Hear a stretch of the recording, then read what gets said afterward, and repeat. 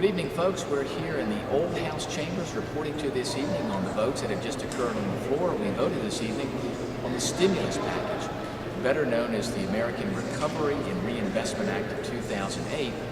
There are a lot of discussions about that, a number of amendments, but specifically when the vote came up for final passage of the bill, I voted against it. And there were some reservations I had about the bill. There's an awful lot of spending in there, spending that's not directed towards creating new jobs.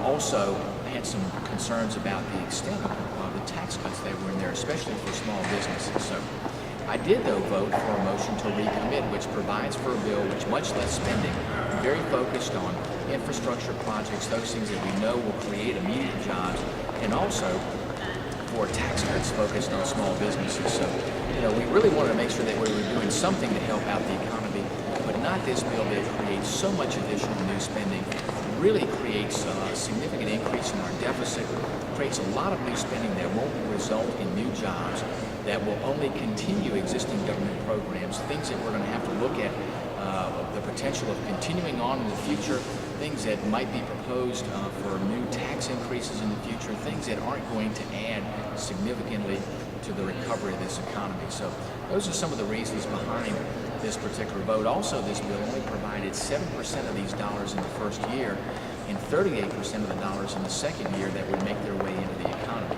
Again, not an immediate impact on our economy. It didn't include, I think, the tax cuts necessary for small businesses to create jobs.